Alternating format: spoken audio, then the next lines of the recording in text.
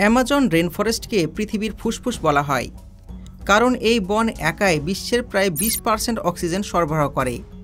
কিন্তু অ্যামাজন বন শুধুমাত্র জীবনদাতা নয়, এই বন সময় সময় বহু মানুষের প্রাণ কেড়ে নিয়েছে বা অনেকে এই বনে হারিয়েও গিয়েছে। অনেক মানুষ এখনও অ্যামাজন বনের রহস্য সমাধান করার চেষ্টা করছেন, কারণ কেউ কেউ বিশ্বাস করেন যে এই বনে সোনার তৈরি একটি শহর রয়েছে, আবার কেউ কেউ বিশ্বাস করেন যে অ্যামাজনের মাটির নিচে এলিয়েনদের বসবাস। তাহলে চলুন আজকের এই ভিডিওতে জেনে নিই অ্যামাজন রেন ফরেস্ট সম্পর্কিত কিছু অমীমাংসিত রহস্য সম্পর্কে। অ্যামাজন বনের রহস্য। এই বনটি ব্রাজিল, দক্ষিণ আমেরিকা, পেরু, বলিভিয়া, ইকুয়েডর এবং কলম্বিয়া সহ 8টি ভিন্ন দেশের সীমানা, যার মোট আয়তন 6.78 মিলিয়ন বর্গ কিলোমিটার। এই বনে 400 বিলিয়নের বেশি গাছগাছালি, বিভিন্ন ধরনের প্রাণী, পাখি, কীটপতঙ্গ, সাপ ও মাকড়সা বসবাস করে। তাছাড়া অ্যামাজন জঙ্গলে বিষাক্ত ও প্রাণঘাতী উদ্ভিদের অভাব নেই। এই বনের গাছের উচ্চতা এতটাই বেশি যে এর কিছু অংশে সূর্যের আলো মাটিতেও পৌঁছায় না, যার কারণে দিনের বেলা তো জঙ্গলে অন্ধকার হয়ে থাকে। যেহেতু এটি একটি রেন ফরেস্ট, তাই বছরের বেশিরভাগ সময় এখানে বৃষ্টি হয়, আর এই বৃষ্টিতে প্রাণঘাতী রোগ ছড়ায় এমন মশার সংখ্যা কোটি কোটি। এই মশা যদি কাউকে কামড়ায় তাহলে তার মৃত্যু নিশ্চিত। অ্যামাজন জঙ্গলে নদী, ঝর্ণা এবং গরম পানি নদীসহ অনেক সুন্দর সুন্দর জায়গা রয়েছে। তবে এখানকার জঙ্গল এবং পানিতে অ্যানাকোন্ডা থেকে শুরু করে পিরানহা, শিকারি কুমির সহ সব ধরনের রাক্ষসে প্রাণী পাওয়া যায়। অ্যামাজন বনের রহস্যময় উপজাতি ছাড়াও অ্যামাজন বনে 2 মিলিয়ন মানুষ বসবাস করে, যারা একটি নির্দিষ্ট সম্প্রদায় বা উপজাতির অন্তর্ভুক্ত। প্রাথমিক পর্যায়ে এই সমস্ত মানুষরা বাইরের কোনো ব্যক্তির সাথে দেখা করতে পছন্দ করে না, আর যখনই কেউ তাদের এলাকায় প্রবেশ করে তখনই তাদের আক্রমণ করে। যাই হোক, বর্তমানে এখন অনেক উপজাতি বহিরাগতদের সাথে দেখা করে এবং কথা বলে। তবে আজও কিছু এমন উপজাতি রয়েছে যারা বহিরাগতদের এড়িয়ে চলে, আর সেই জন্য এই সমস্ত মানুষের জীবন সম্পর্কিত খুব একটা বেশি তথ্য কারো কাছে নেই। পশ্চিম ব্রাজিল সংলগ্ন অ্যামাজন বনে ত্রিবোরাপুরা নামের একটি উপজাতির মানুষ বসবাস করে, যারা বছরের পর বছর ধরে বহিরাগতদের সংস্পর্শে আসেনি। শুরুর দিকে এদের জনসংখ্যা ছিল 1000-এর কাছাকাছি। বর্তমানে তাদের জনসংখ্যা কম হয়ে গিয়ে দাঁড়িয়েছে মাত্র 15 থেকে 20 জন। এই মানুষগুলো 1998 সালে প্রথম দেখা যায়, যারা গায়ে কাপড় পরে না, আর তারা হাতে তীর ধনুকের মতন অস্ত্র বহন করে। এই সমস্ত মানুষরা অ্যামাজন বনে বহিরাগতদের অনুপ্রবেশ দ্বারা উদ্বিগ্ন। তারা কেবল তাদের সম্প্রদায় ক্ষয় করছে তাই নয়, বরং তাদের হত্যাও করছে। কিন্তু বিজ্ঞানীরা এখনও জানতে পারেনি যে অ্যামাজনে বসবাসকারী এই আদিবাসীরা কোন সম্প্রদায়ের সাথে সম্পর্কিত, আর তাদের পূর্বপুরুষরা সর্বদা এখানে বাস করত কিনা। অ্যামাজন বনে না জানি আরও কত ছোট বড় অসংখ্য প্রজাতি রয়েছে। বিজ্ঞানীরা এমনটাই বিশ্বাস করেন যে কিছু উপজাতি শুধুমাত্র বন্য গাছপালা আর বন্য শিকারির উপর নির্ভর করে না, বরং তারা মানুষসহ প্রতিটি জীবন্ত প্রাণীর মাংস খাওয়ার ক্ষমতা রাখে। এটাও দাবি করা হয় যে এই আদিবাসীরা অ্যামাজন জঙ্গলে নিখোঁজ হয়ে যাওয়া মানুষের মাংস খায়, কারণ তাদের খাবারের বিকল্প খুবই কম। তবে এই সব কথাতে কতটা সত্যতা আছে তা কেউ জানে না, আর তাই অ্যামাজন জঙ্গলে বসবাসকারী আদিবাসীদের জীবন আজও রহস্যময় হয়ে থেকে গেছে। সোনার শহর। অ্যামাজনের অমীমাংসিত রহস্য, এর মধ্যে সিটি অফ গোল্ডের নাম আছে। এর আসল নাম হলো এল ডোরাডো।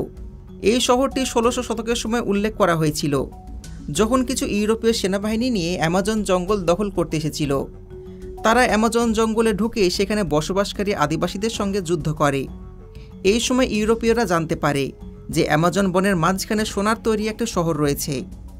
মনে করা হয় ওই শহরের রাজা প্রতিদিন সকালে নিজের শরীরে সোনার পাউডার লাগাতেন, আর তারপর অ্যামাজন নদীতে গোসল করতেন, কারণ রাজা বিশ্বাস করতেন সোনা দিয়ে গোসল করলে তার মুখ ও শরীরের তৃপ্তি অটুট থাকবে। সোনার লোভে ইউরোপীয়রা সোনার শহর খুঁজতে থাকে। সেই সময় তারা বিভিন্ন আদিবাসী ও উপজাতিদের সাথে সাথে জঙ্গলে অনেক জায়গায় সোনার সন্ধান পায়, কিন্তু তারা সোনার শহর খুঁজে পায়নি। তখন অ্যামাজন জঙ্গলে পাওয়া সোনা সবার কাছে রহস্য হয়ে দাঁড়ায়। এই কারণে পরবর্তী 200 বছর ধরে বিভিন্ন ব্যক্তি এবং দল অ্যামাজন বনের সোনার তৈরি শহরটি সন্ধান করছিল, কিন্তু তারা কিছুই খুঁজে পায়নি। আর শেষ পর্যন্ত শহরটিকে একটি পৌরাণিক কাহিনী হিসাবে বিবেচনা করা হয়। কিন্তু 1900 শতকের সময় ব্রিটিশ অভিযাত্রী পার্সি ফসেট অ্যামাজন বনের সোনার শহর খুঁজে বের করার জন্য একটি অভিযান শুরু করেন।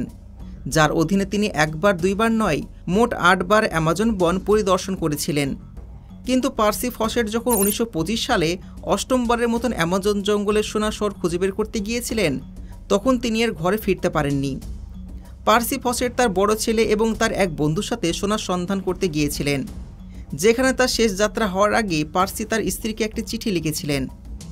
সেখানে তিনি লিখেছিলেন তিনি তার গন্তব্যের খুবই কাছাকাছি, কিন্তু এরপর পার্সি তার ছেলে ও তার বন্ধু কোথায় যে নিখোঁজ হয়েছে সেই তথ্য বছর পর বছর পেরিয়ে গেলেও তা আজও পাওয়া যায়নি। অনেকে বিশ্বাস করেন যে পার্সি এবং তার সঙ্গীরা সোনার শহর খুঁজে পাওয়ার পরে আবার তাদের স্বাভাবিক জীবনে ফিরে না যাওয়ার সিদ্ধান্ত নিয়েছিলেন। যদি বিজ্ঞানীদের কথা বিশ্বাস করা হয়, তাহলে তাদের সফরের সঙ্গীরা হয়তো বন্য কোনো পশু শিকারে পরিণত হয়েছে। একই সাথে অ্যামাজন বনের কিছু অংশ এতটাই বিপজ্জনক যে মানুষ সেখানে বেশি দিন টিকতে পারে না, আর প্রাকৃতিক দুর্যোগের কারণে তাদের মৃত্যু নিশ্চিত। কিন্তু অনুসন্ধানকারী দল পার্সি এবং তার সঙ্গীদের মৃতদেহ এবং তাদের সম্পর্কিত কোনো তথ্য আজ পর্যন্ত পাওয়া যায়নি, এমনকি তাদের দেহাবশেষ পাওয়া যায়নি।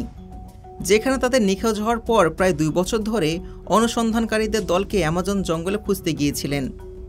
অ্যামাজন বনে যে একটি প্রাচীন শহর রয়েছে তা পুরোপুরি অস্বীকার করা যায় না, কারণ আধুনিক প্রযুক্তির সাহায্যে অভিযাত্রীরা অ্যামাজনের মাটির ভেতর থেকে মানব সৃষ্টি প্রাচীর পাথরের কাঠামো আবিষ্কার করেছেন, যা এটার দিকে ইঙ্গিত করে যে অ্যামাজন বনে কোনো একসময় উন্নত মানব সভ্যতার অস্তিত্ব ছিল, আর সময়ের সাথে সাথে সেই শহরের অবশিষ্ট অংশ বন এবং মাটি তার ভেতরে গ্রাস করেছে।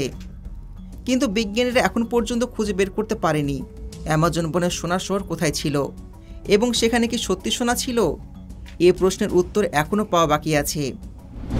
ঘন জঙ্গলে পাওয়া বিশাল আকারের তিমি।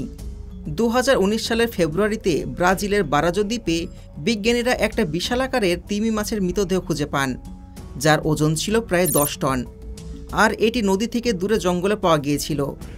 বিজ্ঞানীরা বুঝতেই পারছিল না যে কিভাবে তিমি মাছের মৃতদেহ নদী থেকে এত দূরে বনে এলো, কারণ এই তিমি মাছ নভেম্বর থেকে ডিসেম্বর মাসে খাবারের সন্ধানে আন্টার্কটিকার দিকে চলে যায়। মৃত তিমি কীভাবে অ্যামাজন বনে এলো এবং কিভাবে এটি তার সঙ্গীদের থেকে বিচ্ছিন্ন হলো তা বিজ্ঞানীরা আজ পর্যন্ত খুঁজে পায়নি। বিজ্ঞানীরা এই মৃত তিমি সম্পর্কে রহস্য সমাধান করার জন্য অনেক চেষ্টা করেছেন, কিন্তু এখন পর্যন্ত কোনো কিছু জানতে পারেননি। কিভাবে তিমিটা মারা গেল আর কিভাবেই বা এটি নদী থেকে দূরে বনে চলে আসলো। অ্যামাজন বনে এলিয়েনদের বসবাস। এলিয়েনদের রহস্য এতটাই জটিল যে সারা বিশ্বের বিজ্ঞানীরা এই বিষয়ে দিনরাত গবেষণা করেও কোনো সঠিক সিদ্ধান্তে পৌঁছতে পারেননি।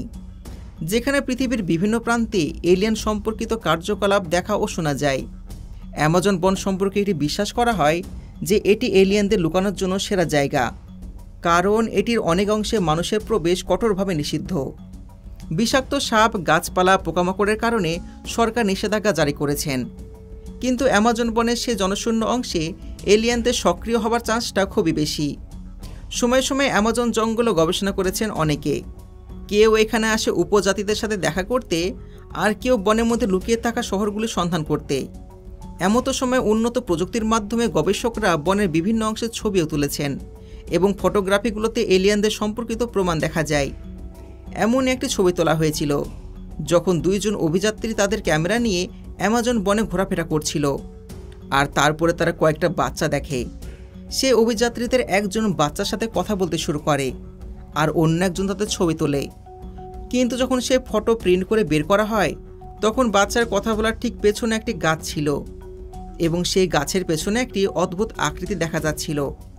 প্রথম দেখা হয়তো মনে হবে গাছের আড়ালে কোনো এলিয়েন লুকিয়ে রয়েছে এবং সে তাদের কথোপকথন শুনছে, অথচ সেই এলিয়েনের শারীরিক আকৃতি ছিল খুবই অদ্ভুত।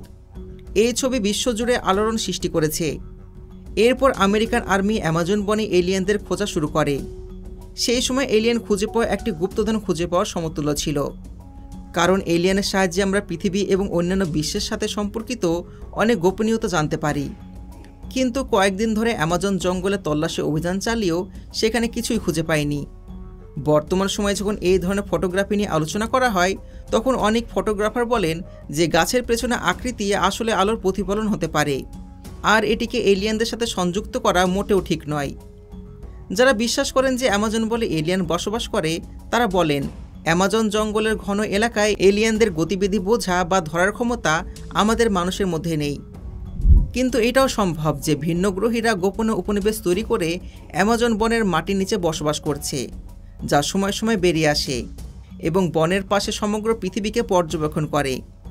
কিন্তু অ্যামাজন বনে এলিয়েনরা বসবাস করে কিনা সেই রহস্যের সমাধান এখনও করা হয়নি।